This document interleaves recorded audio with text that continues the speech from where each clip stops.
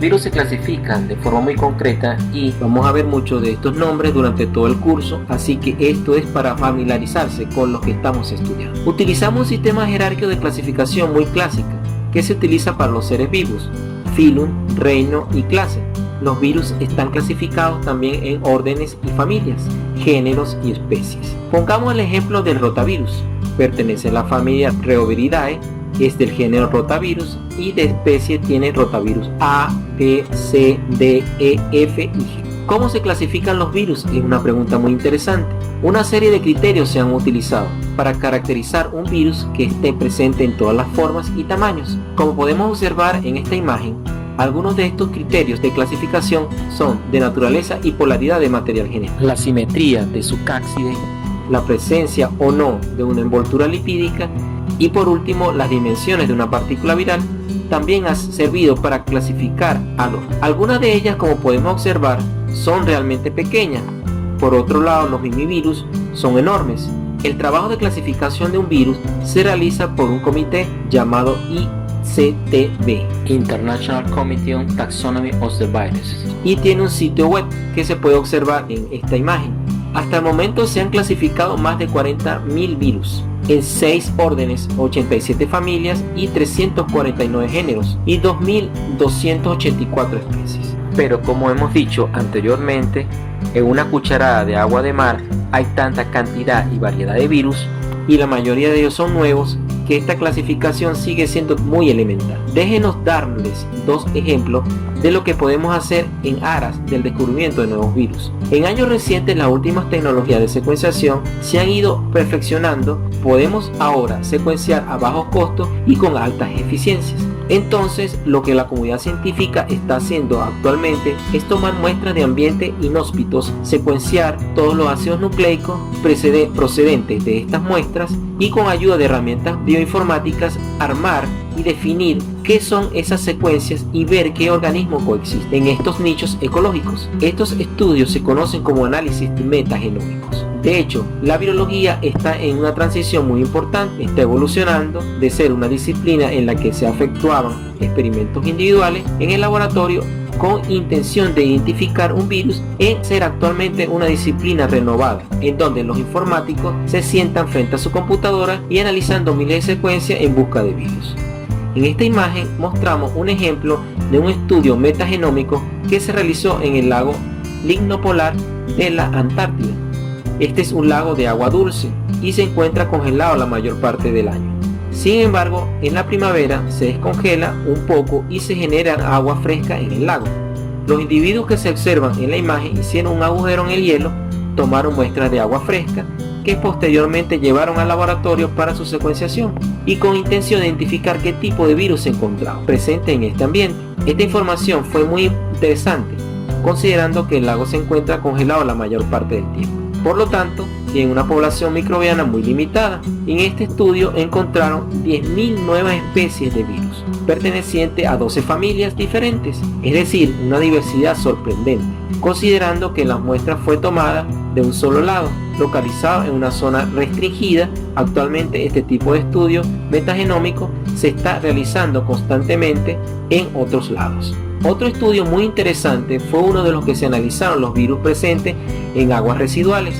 Este grupo de trabajo tomó muestras de 3 diferentes plantas de tratamiento de aguas residuales, una de la ciudad de Pittsburgh, Pensilvania, Estados Unidos, una de Barcelona, España, y una de Abu Dhabi, capital de los Emiratos Árabes. Tomaron 10 litros de aguas residuales y purificaron los viriones contenidos en estas muestras. Extrajeron el ADN y obtuvieron la información de las secuencias contenidas en estos viriones mediante pirosecuenciación, que es una forma especial de obtener secuencias en un tiempo muy corto. Además, observaron el microscopio electrónico estas mismas muestras y, como se observa en la imagen, identificaron varias partículas virales presentes en estas aguas residuales. Encontraron bacteriófagos, virus que nos infectan a nosotros, a plantas e insectos, por mencionar algunos. Y cuando analizaron las secuencias obtenidas por pirosecuenciación, los resultados representados en la gráfica de la derecha, la gran mayoría, más de 596.146 secuencias individuales, eran desconocidas.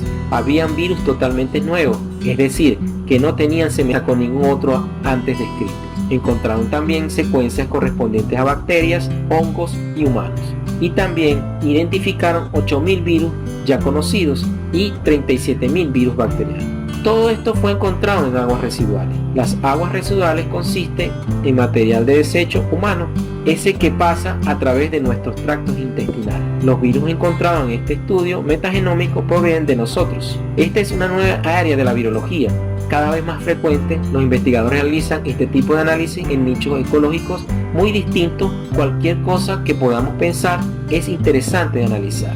Es válido desde un análisis de puertas de edificios, análisis de ratas que viven en los subterráneos. Cualquier cosa es interesante para descubrir qué virus habita ahí y por ende nos rodea. El genoma viral no fue hasta 1950 cuando se reconoció que el ácido nucleico presente en las partículas virales, que puede ser ADN o ARN, era realmente la información genética del virus. Recordemos que en la década de 1940 se había demostrado que el ADN era parte de la información genética de las bacterias. Entonces había un debate acerca si la información estaba contenida en las proteínas o en el ADN. Por otro lado, para los virus no había sido todavía definido, sino hasta 1950. Hoy en día esto parece elemental, pero en aquel entonces encontrar que el ADN viral era en realidad la información genética inició el desarrollo de la biología molecular. Vamos a mostrar ahora el experimento que se utilizó para definir que los ácidos nucleicos contenidos en el virión eran en realidad su material genético. Este fue un experimento muy famoso, el que se utilizó una licuadora y fue realizado por Alfred Hershey y Martha Chase en 1952. Ellos usaron bacteriófagos y bacterias infectadas con estos virus. Lo que ellos hicieron fue marcar radiactivamente las proteínas o el ADN del bacteriófago, ya sea con azufre 35 o fósforo 32 respectivamente, y se preguntaron dónde van a parar estos componentes marcados radioactivamente. Después de la infección, en la imagen vemos en la parte superior experimentos donde marcan solamente a la proteína del fago y la parte inferior donde marcan solamente el ADN del fago. Una vez marcados, estos fagos se utilizaron para infectar bacterias por un lapso de 5 minutos. Posteriormente se separaron el fago de la bacteria y se preguntaron en dónde quedó la radioactividad. Y observaron que cuando utilizaban fagos con proteínas marcadas, la radioactividad nunca se asoció con la célula hospedera. En contraste, en aquellos fagos marcados radioactivamente, su ADN, la reactividad fue detectada preferencialmente en las bacterias hospederas. Observaron que el ADN del fago se introdujo en las bacterias y además la siguiente generación de fagos tenía también presente la marca de la radioactividad en su ADN. Con este experimento comprobaron que el ADN contenido en los fagos es el que introduce la bacteria hospedera y es el que dirige la síntesis de nueva generación de fagos. Esto sucedió en 1952.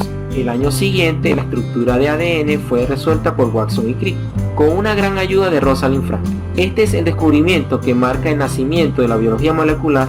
Cuando hablamos de todos los distintos tipos de virus, esto va a ser muy confuso, puesto que hay una gran cantidad de ellos. Sin embargo, existen hechos claves que harán nuestra vida más fácil en este curso. El primero, todos los genomas virales deben ser transcritos a ARN mensajero, para así poder ser traducidos por los ribosomas de las células hospederas. Mantengamos el ARN en el centro de cualquier tipo de replicación del genoma. De esta forma será mucho más fácil entender todos los tipos de genomas virales. Hay una gran cantidad de virus diferentes que tienen distintas estrategias de replicación, pero todos ellos tienen que hacer ARN mensajero. Este razonamiento fue utilizado por David Baltimore, premio Nobel por el descubrimiento de una enzima muy importante en los virus tumorales, la transcriptasa reversa. Baltimore utilizó la importancia del ARN mensajero para organizar todos los distintos tipos de genomas virales en un sistema que unifica la variabilidad de genes virales existentes. Él decidió poner el ARN mensajero en el centro del esquema, como se observa en esta imagen, y organizó los distintos tipos de genomas virales. A su alrededor podemos observar que existen virus con genomas ADN de doble cadena, de cadena sencilla, de ARN, etc.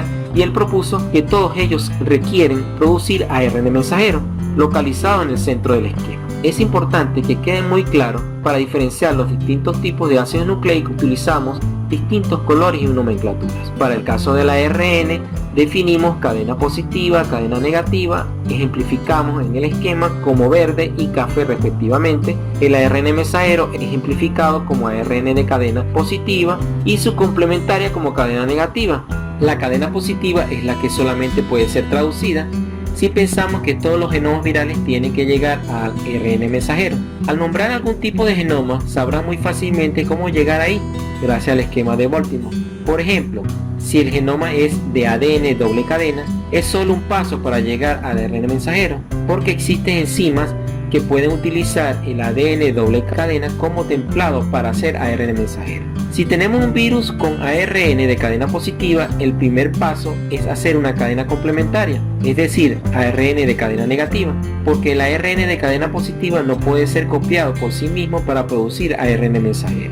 Hay también un tipo de partícula de virus, el virus de la hepatitis C, que tiene un genoma de ADN de doble cadena, sin embargo tiene huecos en él, y las enzimas que producen ARN mensajero no pueden manejar estos huecos, así que el virus necesita producir primero ADN de doble cadena y finalmente hacer un ARN mensajero, y así sucesivamente. En esta imagen se aprecian los 7 tipos diferentes de genomas virales: ADN doble cadena, ADN de cadena con huecos, ADN de cadena sencilla, ARN de doble cadena, ARN de cadena sencilla de polaridad positiva, ARN de cadena sencilla, polaridad negativa, y por último un genoma muy inusual. Tenemos un virus de ARN de cadena sencilla positiva que no se traduce, y para llegar a producir un ARN mensajero utiliza como intermediario ADN complementario a esta hebra, como podemos observar en el esquema. Este tipo de genoma pertenece al grupo 6. Esta es una estrategia muy problemática, porque todos los demás estrategias para llegar al ARN mensajero tienen un poco más de lógica. Este es el esquema de Baltimore. Él organizó todo un mundo de diferentes genomas virales en un esquema único fácil de interpretar.